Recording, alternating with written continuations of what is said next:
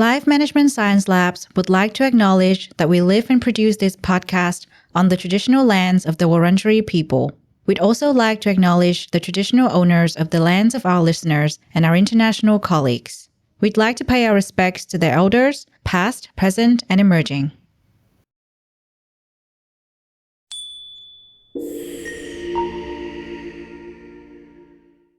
Hello, everyone, and welcome to Sero Boost, the Happiness Science Insights podcast produced by LMSL, the Life Management Science Labs.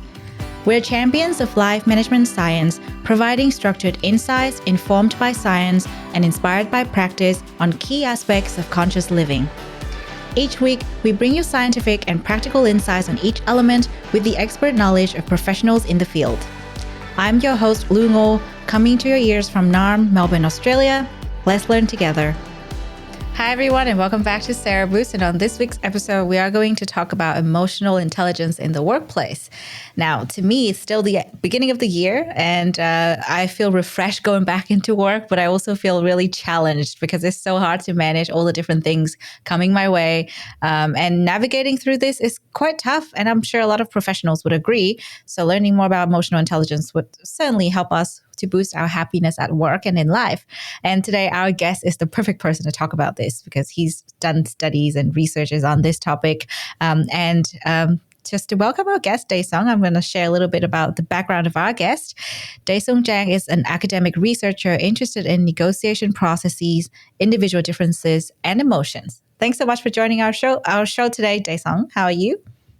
Thank you, Lou. I'm doing very well. And we could all do with a new, fresh start to the year, I think. Yeah, definitely. I was, as I was saying, going back into work, I was kind of like, okay, now I kind of feel like I have to relearn all the skills, like how do I deal with tasks? How do I deal with my team? How do I make sure that, this work is going to be fun and then, going to make me thrive throughout the year. And kind of, I'm not sure when this episode is going to come out, but I think this is a topic that would just be relevant at all times. We're always working with people is always tough, I guess. And that requires a lot of emotional intelligence. But I also see that, working in this, you're also very experienced in negotiation processes and, individual differences would probably be related to today's topic. So I'm curious to know how you got here in your career and why you chose to work in this particular area. Yeah, so I started with an interest in psychology, trying to figure out how humans work because we, I think, are fairly interesting and complicated. And more so than anything else, we are products of lots of different sorts of influences. We get influences from our culture. We get influences from the people we spend time with. We get influences from the institutions that we work in. And so combining all of those aspects, I developed an interest in how people work together, which is why I eventually ended up at a business school studying how people negotiate and function on an interpersonal level. Yeah, that's fascinating for sure. I think it is a fun topic to learn about. And, working at this team at LMSL, I think Agent sort of briefly mentioned to you earlier, we have a very diverse team and very big team. Our audience would benefit from this conversation, but the very team that is working on this podcast could definitely benefit from our podcast of the day today. So we're excited to learn about that very soon. But before we get there, we've got a part where we want to get to know you a bit better through some of your favorite things. And that's called Have You Met Daisung? So first thing first, I would love to hear what your favorite book is. Well, one of my favorite books is a book called Behave by Robert Sapolsky. He is a behavioral scientist. He also studies stress as a major topic. If you're interested in the nature of human beings, it's a really good place to start. Another book that I really like is Guns, Germs, and Steel by a geographer called something Diamond. I've forgotten his first name. And that's a fascinating world history of how where you live and the environmental influences that you experience shape how society came to be. And so those two books I find enormously insightful. Yeah. They sound very interesting to me because I've never read them before, also never heard of the name. So this is new to me, and thank you for sharing. How about a movie that you have enjoyed recently? A movie that I enjoyed recently. Oh, I think it's called Asteroid City, and it's the latest Wes Anderson movie. I love the cast of characters that appear without fail. It's always quirky. There's a little bit of fun, and it was like a really nice counterpoint to the more serious Oppenheimer movie that came out. So I think that's my favorite of 2023. Oh, very cool. Thank you for sharing that. I'm sure a lot of people here are fans of Wes Anderson, so they would like to, agree with you on that. Now, I wonder if you're a podcast listener. Some people aren't actually podcast listeners. If you are, which one would be your favorite show? Oh, wow. So asking me to pick a favorite podcast, that might take a while. So I listen to a lot of podcasts. Okay. It used to be my major form of entertainment. Still takes up a huge chunk of my day. What I'm listening to at the moment with the most interest is it's called Conversations with Tyler. And that's an interview show like this one, and led by an economist called Tyler Cowen. And he's enormously interesting. He'll interview people who write obituaries and cooks and academics and entrepreneurs. And he asks very captivating questions. So I like to listen to that podcast quite a lot. Oh, that's a new one for me. Thank you for sharing. And I know this next one is also going to be tricky because, a lot of people have one role model growing up. Others have multiple role models growing up. And then some people are kind of like, I actually don't have a role model. So what about you? And if you do have a role model, who would that person be? Oh, I don't think it's only one person. I think it's a lot of different people who have influenced me throughout my life. My mom is a wonderful, wonderful human being who is enormously talented in cooking delicious food and gave me the wonderful sense of what's good and what's not. My PhD advisors were enormously helpful in shaping my academic life, and they've taught me a lot. And you've got friends along the way who show you how to act like a human being. Yeah. For lack of a better term, right? Yeah. And so, lots and lots of different people have played important roles in my life. Yeah, that's wonderful to hear. And I agree. I think it's not just one person. It's always going to be a group of people, throughout your lives who are influencing how you are and who you are as a person. And I like to think that we take a little bit of everything from each person we meet. So, that's good to hear that you kind of on the same boat there. Now, I think you're an academic from your bio. It seems like you've probably taught a lot of students, but for you to be able to get here, I'm sure you've taken a lot of courses yourself. So with that in mind, I would love to know which course you've taken that left a really strong impact on you until this day. Which course would have been the most impactful? I think it was one of my PhD courses, where it was just 3 people in a room with a professor. It was tough going at the start when you have nowhere to run or hide amongst the crowd. But it really put into perspective the amount of rigor that goes into conducting academic study and the skill required to decode one of these papers. So that left a lasting impression. What is this course called? It was a course on negotiations. Ah, right. Very interesting. I think today we won't talk too much about negotiation, but I might just throw in a question there because, that's so fascinating. So we probably will have to talk about it, especially in the context of the workplace, right? I'm sure that's one of the key skills that you probably have to use at all times because you have so many different colleagues you work with, so many projects that are running. So let's talk about today's topic, emotional intelligence in the workplace. Before we get to that bit of the story, obviously we're here to talk about happiness. This is all about the science of happiness. So I would love to hear your perspective on the concept of happiness. I think there are multiple perspectives on happiness, and each have their place. As a research scientist, we are to some extent limited by the tools we have. And so happiness to me, at least on an academic level, is what you tend to indicate through either surveys or computerized measures of how you think about that word happiness.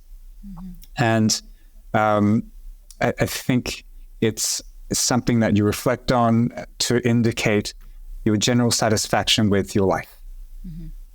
It can be, it can reflect a lot of different influences.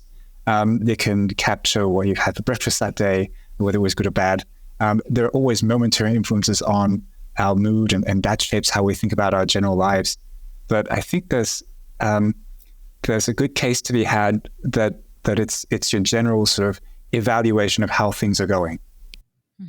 Yeah, definitely. I think sometimes we think about it in a really complicated manner. Happiness is like this big concept that's kind of like, oh, so hard to achieve. But like you're saying, it's kind of like a collection of little things in life. And it doesn't have to be something that we chase all the time, because I think a lot of our guests on the show talk about that. It's not something to be had per se. It's a byproduct of what you're doing. If you're enjoying your life, then you have happiness in life. And I think that's the most interesting part that we've learned through this show so far. And we've also heard some misconceptions people have about happiness, like how, they think that with happiness, it's going to be a positive thing and you got to have it at all times. And in fact, it's never going to happen. You're not going to have happiness at all times. So, you've probably done this research into the workplace a bit more than the general public, but I would love to know what you think to be some of the biggest misconceptions that people tend to have about happiness. I agree with what the other people have said on the show. I think that happiness is not something to be chased.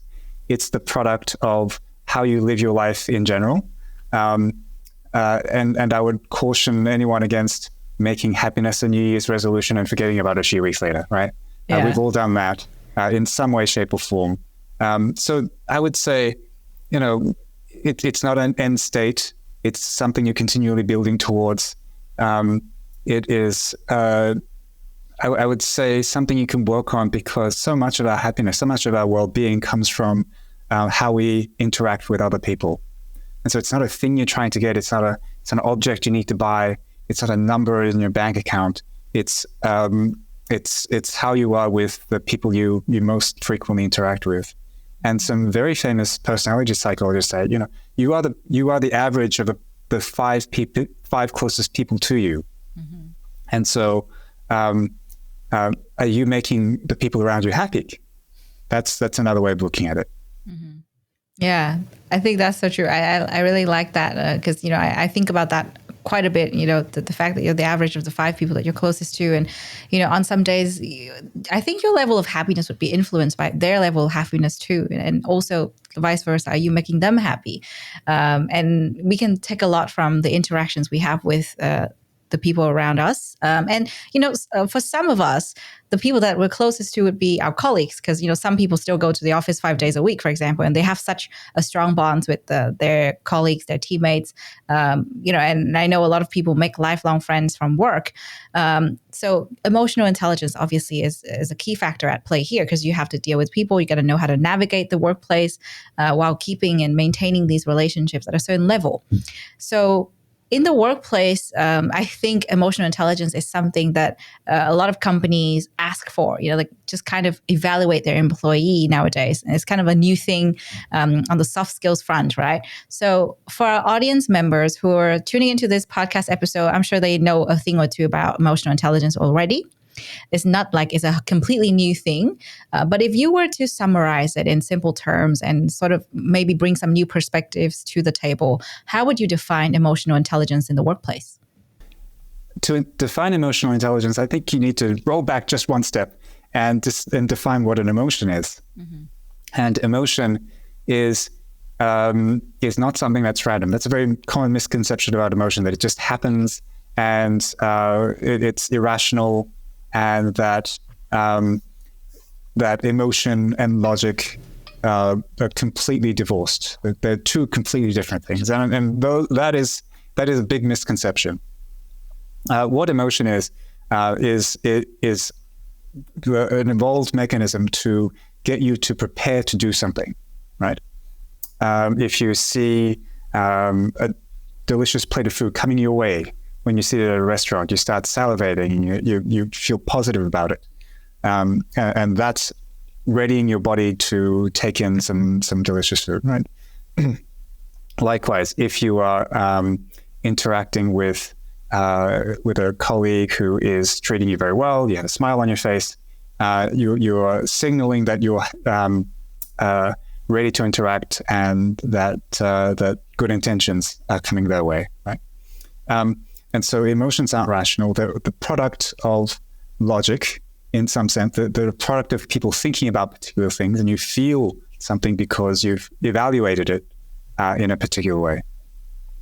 And then working backwards from that, emotional intelligence is when you can reason about emotions, when you can express emotions in a way that serves your goal, is when you can manage emotions to further achieve your goals, and to be able to spot emotions of other people accurately, right?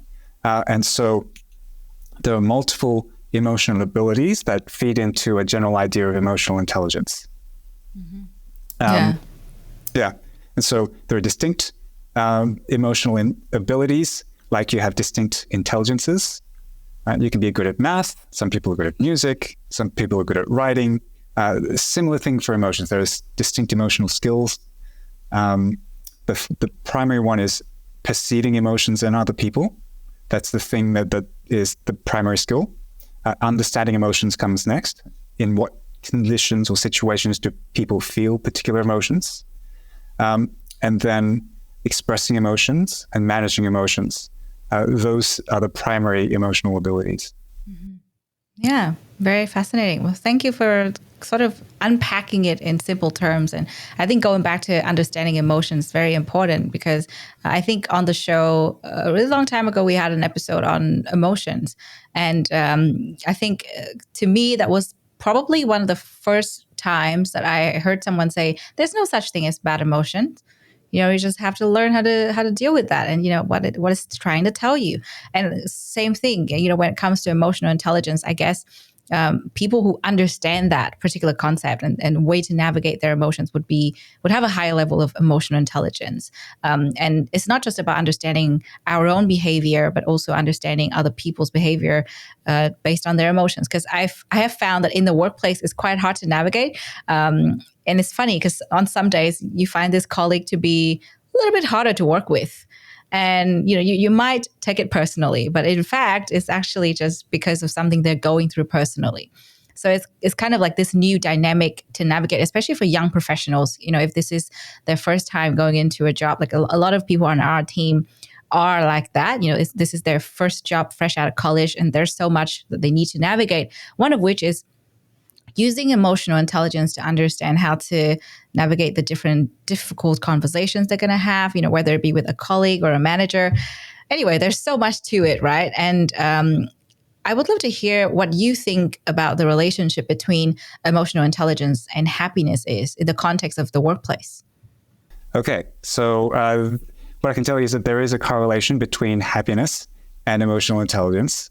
The exact mechanisms are not well understood, but I can speculate. Mm-hmm. And so let's take this with a grain of salt. This is a product of speculation rather than empirical knowledge. But I think you can do a lot with things like perceiving emotions, right? Is your colleague feeling sad? Or is your colleague feeling worried? Or is your colleague feeling annoyed or upset? Now, those require different kinds of responses. If someone is feeling worried, you can go reassure them. If someone's feeling sad, you try to make them feel better. If somebody is annoyed at you, maybe you stay away a little bit, right? And so accurately decoding people's emotions doesn't necessarily have to be their face. Email could be memos. Learning to decode another person can help you respond appropriately to another person. And if you can do that in a workplace, then you're going to be seen as more valuable, right? So we can start there. Emotional understanding, or understanding the conditions under which people feel emotions. Well, we can forecast with reasonable accuracy what someone's going to feel given your actions, right? And you can say, well, I'm thinking about bringing a box of donuts for everyone tomorrow. We can kind of forecast what that's going to do. Or we can forecast what will happen when somebody makes a difficult managerial decision about cutting budgets. We can foresee what that will do. And the trickiest thing is there are ambiguous situations where we don't quite know exactly how another person will react to something we say or something we've done. And you can ask colleagues to see, how would this person interpret that? Right? So shop around your intentions to see if it will help someone or hurt someone or upset them or make them happy in some way. And that can get you very far. Mm-hmm. You can also use your abilities to manage emotions to further your happiness at work. You can manage your own emotions and express happiness rather than unhappiness. And that contributes to everybody feeling a little bit more pleasant. Mm-hmm. So even if you feel upset, you might choose to display happy emotion. And this is what a lot of customer service representatives have to go through. They might be feeling frustrated. They might be feeling like they're dealing with someone who's not being reasonable, but they still have to put up a pleasant front nonetheless. Mm-hmm. Right? And you can also manage the emotions of other people. What can I do to make other people around me appreciate and be happy about the things I'm doing? Mm-hmm. And so there are lots of different ways you can make emotional abilities a part of the toolkit for managing your relationships at work, which I think is a big part of how you get to happiness. Yeah, definitely. I mean, we spend so much time at work, at least 38 to 40 hours a week if you're working full time. So, it's such a big chunk of our life. And for us to be able to, increase our overall happiness, I think managing our happiness at work is super important. And like you're saying, it's always about leveraging that emotional intelligence, no matter what you're doing. And I also mentioned earlier that I might throw in a question about negotiations because, that's what, you're kind of an expert in. So let's go into a bit more detail. So you already sort of defined some, or not defined, but I would probably say you listed out some ways we can leverage emotional intelligence in the workplace. How about in negotiations? How can emotional intelligence help us when it comes to negotiations in the workplace? I think people have this idea, and sometimes very mistaken, that to be a good negotiator, you need to be tough. You need to hold out for everything you want and to give nothing to the other side. And that's not how a lot of negotiations work. In most cases, especially at work, you negotiate with someone repeatedly, so you don't want to give off the impression that you're difficult to work with. So you don't want to express negative emotions in that sense. I think also that you want to be open and honest with the other side and to exactly communicate what it is that you want and figure out what it is that the other side wants and then find a solution that benefits both sides. And you won't get very far if you're expressing anger and hostility in that context. You want to be open, you want to be curious, and you want to maintain like this climate of being concerned about everyone's needs. And so I would say, managing your expression of emotion in that context is pretty important there. If you start being angry, they'll clam up, you'll clam up, and you get into a positional fight, which is not desirable. Yeah, absolutely. I think a lot of the times frustration comes and you just forget, like you just let it take control, and then you start to, maybe say some not so nice things. But I think in the context of the workplace is even trickier. It's like, and that was me talking about like in general, not about the workplace per se, but in the workplace is kind of like, because you have to be professional too, and you want to be able to get what you want out of the conversation or out of that negotiation. I have found myself to kind of have to suppress certain emotions, like you're saying, like not use that anger and use another kind of language, which is actually extremely hard because, in the heat of the moment, if you're really, really angry, it's really hard to be able to stay calm and use the right words. And I think sometimes we also forget to think about how the other person is feeling as well, because, you're so focused on your own emotion. So there's probably some questions around, how can we actually do this in practice? Because, I think giving our audience some examples would help them so much better in understanding what it is that we're trying to articulate here. And beyond that, I think another part that's important to what we're discussing here would be the leadership skills in this context, because I think people in leadership positions would have to do, a few more negotiations compared to people that are not in leadership positions, right? So what would be some of the strategies you would recommend or some of the examples you can give so that people can nurture their emotional intelligence in negotiations, and especially for those that are in leadership positions? Okay. I think we need to take a little step back. Let's get away from the idea of negotiations just a little bit. We'll come back to it. And take perspective of what's happening in our bodies. What people often do when they feel like they're in a tough situation is that they get stressed.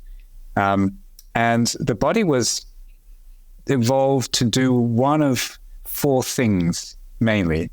We try to eat, we either fight or flee or have or to recreate. Right? Those functions seem to dominate how our physiology is. Right? All those four functions are sort of everywhere in our body. There's not really another function that the body primarily serves. And to turn on the fight response, right, getting angry, getting hostile, usually meant in our evolutionary terms, fighting off an invading army or hunting down a wild animal. And what that means is turning on certain parts of the body, turning off certain parts of the body, again, to ready us for lots and lots of very strenuous, dangerous physical activity.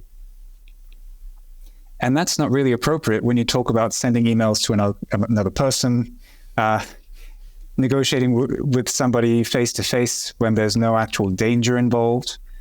So let's take perspective about what we're doing with our bodies and realize that turning on that very heated, stress response is not at all what the body was supposed to do with that stress response. We were supposed to fight off a physical challenge, not argue about things at work that will not harm us in any way for most people. Okay, so take perspective. That's one. Another thing we can do is to de-escalate. There are ways of talking that de-escalate negative emotions, and that's by sitting back, being non-judgmental, and trying to understand the discussion from another person's point of view. You're not trying to state what you believe. You're not trying to assert that you are correct and the other person is wrong. You're letting the other person talk, and you can do that by repeating what they said and then saying it back to them. So paraphrasing. And when the other person hears that you're paraphrasing, they start coming down, because not only are you listening and letting them talk, you've also communicated that you've understood them, and they're ready to tell the next piece of their story. Mm-hmm. So you can de-escalate by just paraphrasing what they said. And then another thing you can do is to realize that lots of people take difficult conversations as an attack on them, mm-hmm. right? And quite a lot of the times, it is not a personal attack. It is a frustration about the situation, and you can do something about the situation. It's not an attack on your identity. It's not an attack on your person. There's just a conflict that needs to be managed, and conflict is not necessarily a bad thing. Mm-hmm. They can lead to very creative outcomes. Mm-hmm.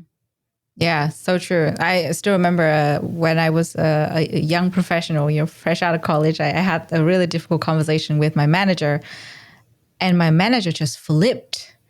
I was actually talking about the workplace culture, and then the manager completely took that as an attack on her personally. And I was actually quite shocked at that time because, I'd never dealt with anything like that before. It was so uncomfortable. And, taking what you're saying here is actually, it's so important to not take things personally in the workplace.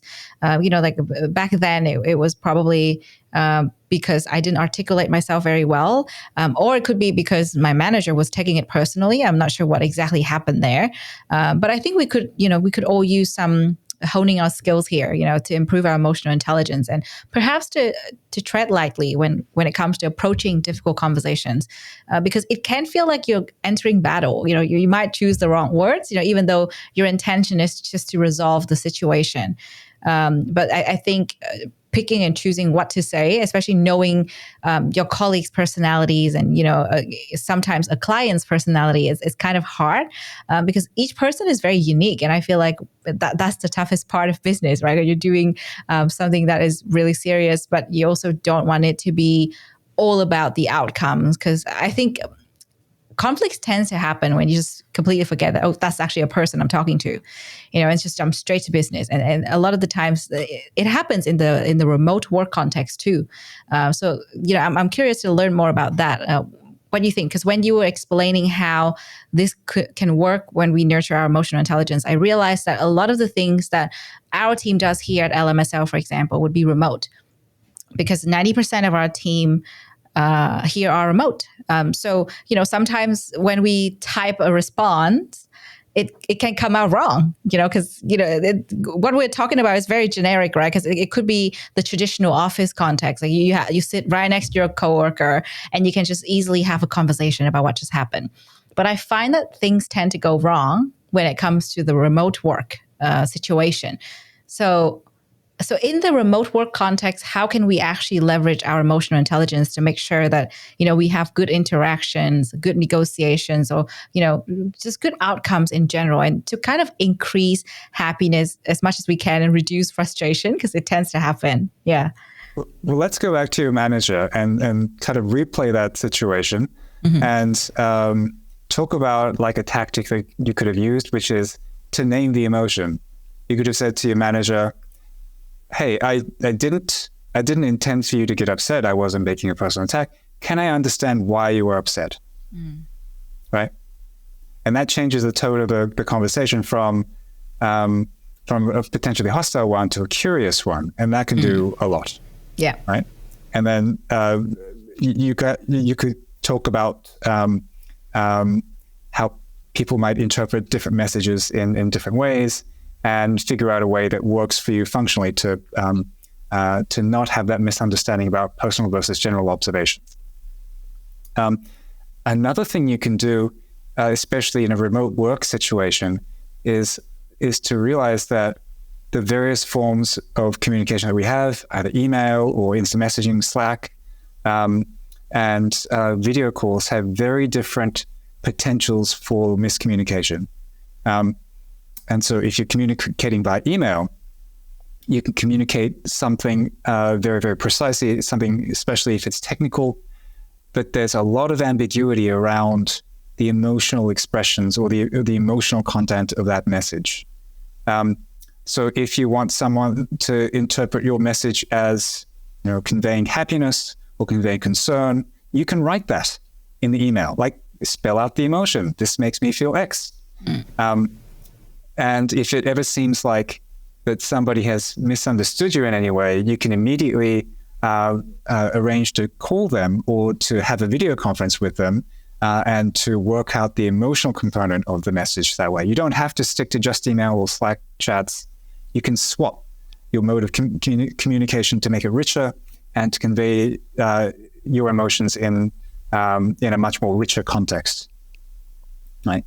So you might change up the communication channel to best suit your needs. And I think, especially when you're working remotely, you forget that miscommunication can happen. And just having in the back of your mind that miscommunication can happen at any time, for any reason, even in the workplace, even if you're working together, just builds in that layer of understanding when somebody says something that could potentially be misunderstood. So having this, setting a culture or some kind of managerial tone to make sure that people understand miscommunication happens, I think is really important as well. Yeah. Absolutely. Yeah, I think that's the toughest part about remote work, right? Because I don't think anyone takes out the time to be like, maybe I should spell out my emotion in this Slack message. Because, it's like, I need to be fast and respond to this like straight away because it's there. Like, I need to handle the situation. And yeah, I think it's also interesting. You pointed that out. And I remember I used to do a role that had a lot of, email exchanges with clients. And sometimes the clients forget to read certain parts of the email, and that causes a lot of frustration. And it was easier to resolve the matter by giving them a call, because I think when you're actually talking to the person, you can hear their tone of voice, and you can also express your tone of voice a little bit better than in an email. And sometimes people just find it hard to read the whole thing, and that just makes the situation worse. Because if you're having a really tough discussion, I find that it's much easier to pick up the phone and give them a call and talk through what exactly happened there and what they need to focus on. So to me, that's kind of a really small thing that helps. What else could help in, the remote context? Because, especially in bigger teams, right? It's not always easy to call your teams. Sometimes it's actually impossible because you work in different time zones. So if that is the case, what other strategies can we employ? Well, this depends on the nature of the team and what budget allows, but often people buy a plane ticket and go. True. But if it's important enough, business people will literally go drop everything, go to a remote site to work out problems with a client or a team member. There are other things you can do, like set norms for communication, about using email for one thing and using more richer communication for conveying interpersonal messages, right? And so I just think that people would benefit a lot if they resisted the paranoid interpretations of what other people are trying to say. I think most people are relatively well-intentioned, and that they're simply trying to get something done, and they might be busy, so they might have left off, or they might not have read everything in complete detail, but that's not a reflection on you or the work that you do. Right? So giving greater thought about giving greater thought to other people's situations, I think is a cheap way of de-escalating conflict. Yeah, certainly. I think that's for sure really important to keep in mind. Now, I think we have covered quite a bit on the negotiations front, but this is more like, how do colleagues deal with colleagues, and we deal with, external clients perhaps. But I think for leaders, especially business leaders, emotional intelligence is extremely important. I'm not sure if there's been, any studies that you've done on this area, but, for high stake negotiations, like, closing a big deal or, getting a big contract signed, I'm sure emotional intelligence plays a really big part there. And so for those particular cases, how can we hone the emotional intelligence aspects of our skills, and what can we look out for when we actually deal with these big business deals, or perhaps things that require a bit more attention than your day-to-day discussions? Right. I think having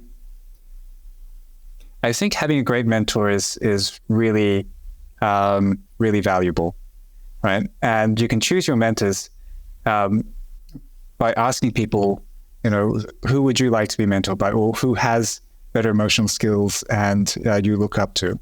That's a relatively cheap way of doing it. One thing that we've found in the empirical literature is that people are really, really bad at understanding their own level of emotional intelligence. And so they're essentially not correlated at all.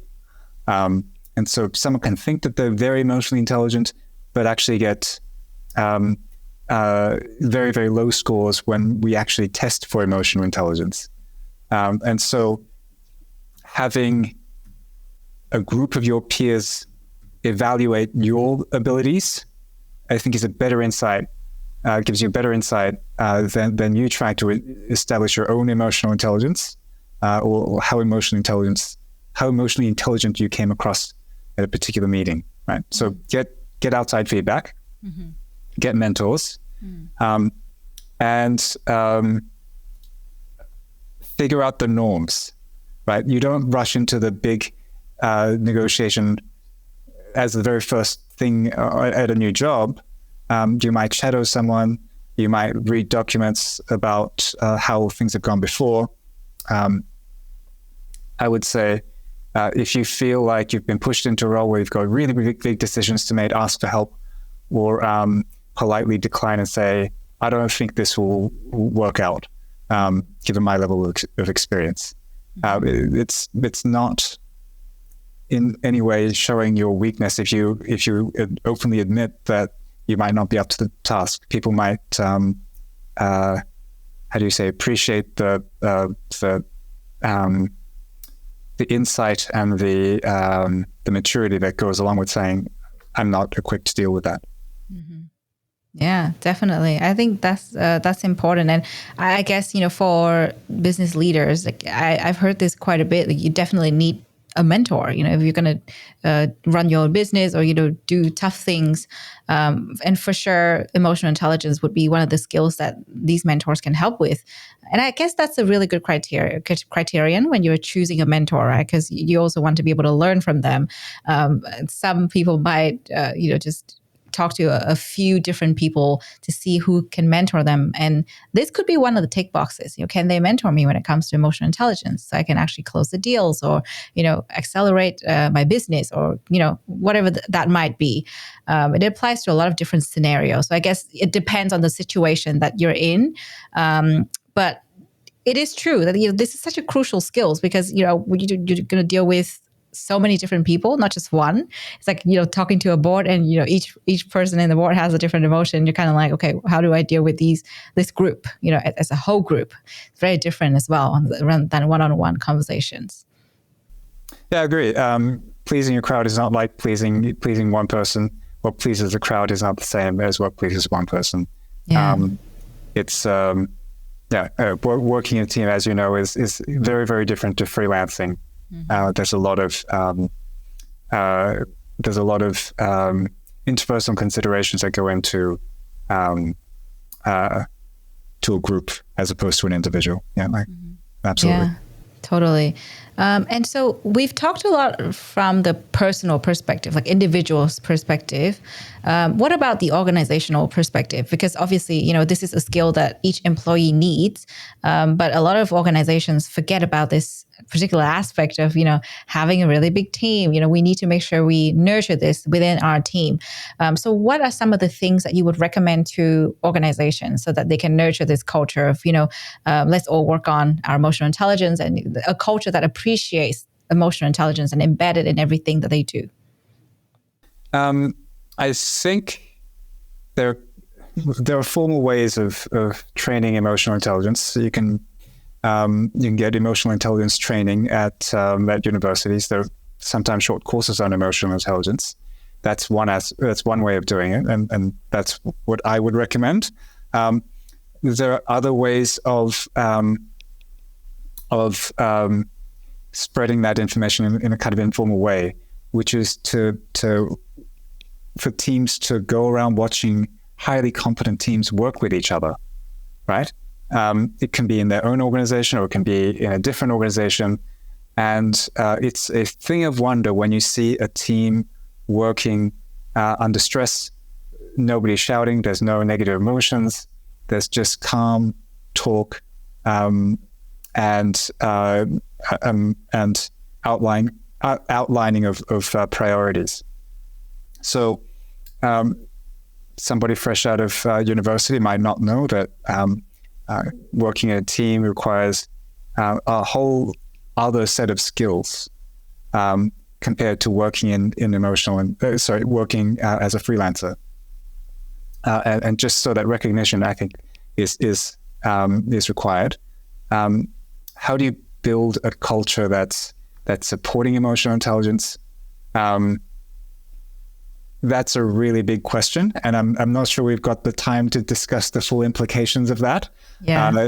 It can start from how people are compensated, to the design of the organization, how it's structured, the kind of management signaling that happens that condones some activities and discourage others. It's a huge topic, and I don't think any one person can tell you the right answer for that big question. Yeah. What I will say is that some kind of training is possible. Training in teams, I think, can give people a pretty good sense of what emotional intelligence is and why it's required, especially when they come from a dysfunctional team to a high functioning team. So getting good at teamwork is like a way of bootstrapping yourself up to having good emotional intelligence. Yeah, definitely. I still remember when I was in one of my first jobs, we had this training for, I think it was a full day of team training. And, the company flew everyone in from interstate. And we had a day where we just worked out our personality types. And that was really fun because, you sort of understand your colleagues and know how they work. And then I think that helps to nurture emotional intelligence in the sense that you understand people are different and, how they express themselves might be completely different and you need to understand their working style. That's really a big part of emotional intelligence, I think, given what you just shared. And I think that, that team definitely did the right thing. And I think a lot of other companies can try different things. Like it's not like a one formula thing for all teams, right? It depends on organizations too. And you're right, it's such a big conversation. But I just find it's fascinating, especially working with so many different teams. You've got remote work, you've got, teams that are going fully back to the office after COVID. It's like a whole different thing, like a whole different sphere to explore. It's so interesting there. Yeah. So one example that I'll bring up is I think back in the 80s, General Motors, the car company, they had a factory in California. It was their worst factory, and very, very hostile relations between the factory workers and management. The managers would, and possibly some of the factory workers would have baseball bats to guard themselves. They would take drugs. They would drink on the job. Some employees would just not turn up to work at all. And for GM, it was such a bad factory that they shut it down. And what ended up happening was that GM formed an alliance with Toyota. And the management at Toyota hired almost everybody from that failed GM plant. The same people who took drugs, who drank, and changed that team dynamic so that everybody was now, instead of having lunch in different places, management and union were having lunch at the same place. It wasn't management and union; it was team member and team leader, right? They changed the vocabulary. When there were problems, there were active efforts to help an employee out with a problem as opposed to saying, that's your problem to fix, right? And so it wasn't one thing that Toyota did. It was a whole lot of different things. And the culture that the culture of teamwork that they brought with them, that took the same dysfunctional employees and turned it around into a factory that was almost as efficient as a Toyota factory in Japan with Japanese employees. And so, you can change a dysfunctional team. You can change a dysfunctional group of employees. You can change your own dysfunction. There's a lot to it that we can't go into in a relatively short format. But just knowing that it's possible, I think, opens your mind to possibilities about working in a different way. Yeah, absolutely. I think there's so much there to be discovered. And, my mind immediately goes to our team, what we can do for our team. But that is a whole conversation for another day. And, it depends on each team. So I guess the key here is to be aware that, emotional intelligence plays a big part in how high functioning your team is going to be. And, as individuals, though, we can take steps ourselves, right? If we see that something is wrong, we can leverage our emotional intelligence to find a solution. So, with that thought in mind, let's get into our practice section. Now, let's go back to the individual's perspective because, we won't have time to kind of go into the organizational perspective. That's going to be a whole thing in itself. But for our audience members who are listening to this, they might start to think, okay, that sounds great, you guys, thank you for all the insights you've shared so far, but what about something that is a bit more practical that they can take with them and try this week at work? What would be a practice that you would recommend so that if someone is struggling, they can start to work on their emotional intelligence as a skill and improve their relationships at work, improve the way they collaborate with others, and in that sense also improve their overall happiness at work? Right. I'm going to keep coming back to this, but it's a sense of curiosity about other people's emotions. Yeah. If a colleague of yours was feeling or displaying an emotion that you couldn't quite understand, do some digging around, investigate, and say, oh, you seemed unusually happy. Can I ask why you feel happy? Or you seemed upset after that meeting. Can I better understand how you're feeling after that meeting? Right. So being curious about what other people feel, I think is a very good first step to being more emotionally intelligent. And then getting information from the sources around you about, well, was everything that happened appropriate, expected, and something that's going to happen again in the future, right? Building a sense of, is it normal? Is it something to be expected? Like building out a little playbook of how emotions work in this organization could help quite a lot. Mm-hmm. Yeah, definitely. That's a really good one that we can all try. What about remote teams? I work with a lot of people on remote teams here, and we don't get to talk like that, most of the time. It's kind of like, it's probably going to be weird to start a Slack message about that particular topic. Would there be other ways to approach conversations, in the context of a remote team for our emotional intelligence? Yeah, so you might not want to start a Slack message, but you can just Zoom someone and say, oh, it's been a while since I've had a conversation with you. Can we catch up? Doesn't have to involve any of your current tasks or priorities. Just catch up so I can better understand your work with you in the future, right?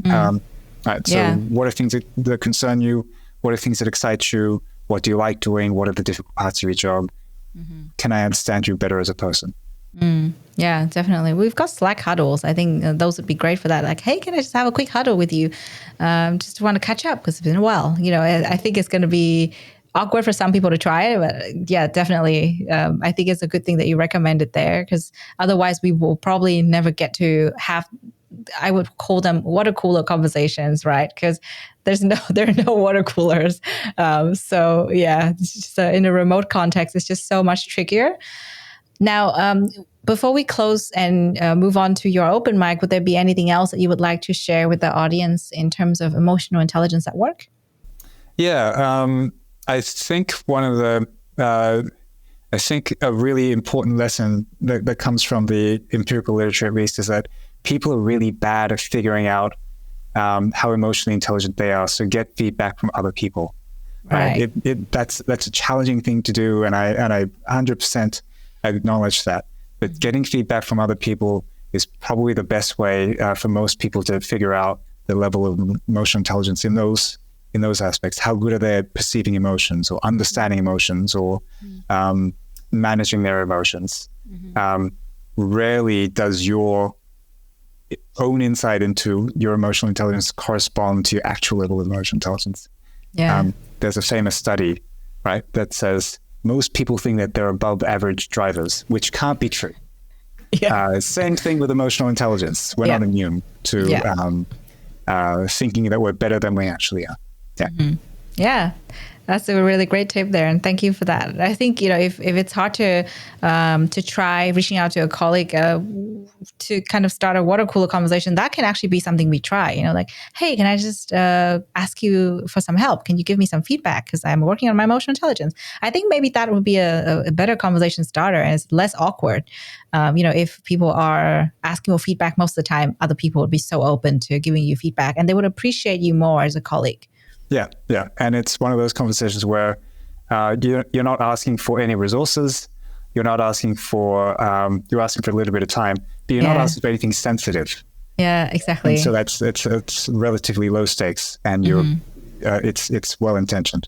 Yeah, definitely. Well, thank you. That sounds great. I would try that with Aiden straight out of this recording.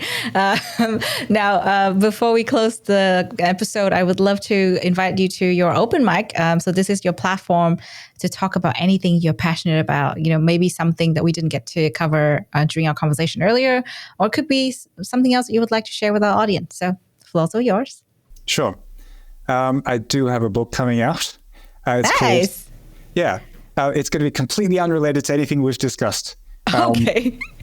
But it's a book on HR analytics and how you can do data analysis in organizations to inform human resources decisions. And that's going to be coming out in the next few months. So look for that. Another thing that I would talk about in an open mic is concerns like the recent advances in artificial intelligence. I think everybody's heard of ChatGPT or played around with ChatGPT and asking it questions. And I think that in the context of emotional intelligence, I would say it can be a tool that you can use to ask questions that you might not dare ask another human being, but always triangulate back with another human being, right? It can be tempting to ask all sorts of things about human nature to an artificial intelligence, and you might get something that's very, very close. But notice that it's an artificial intelligence and not a human being, right? So that shouldn't be your only source of information about emotions and emotional intelligence, as useful it can be to pop it a quick question. Just regard anything from artificial intelligence as work in progress, and I think we'll be fine. Yeah, definitely. I really like that because, a lot of people start to freak out because, like artificial intelligence seems to be taking over, but, nothing can replace the human touch, especially when it comes to human things. And emotional intelligence is the topic of the day today. One of those things. You cannot really ask ChatGPT how your colleagues are feeling. No. You can say, well, here's one counterpoint to attaching too much importance to what ChatGPT says, which is, at the end, the people who make the decisions and allocate resources and give out the rewards are human. And so you need to understand humans, not just the prompts or not just the responses that come out of artificial intelligence. Mm-hmm. Yeah, absolutely. Well, thank you so much for sharing, and congratulations on your book. We're excited to see your book coming out soon. If our audience would like to find out more about your work or, subscribe to your newsletters to find out about the book that's coming, where should they go? I have a website, daisungjang.com, my name spelled out, .com, and it's got links to all of my papers.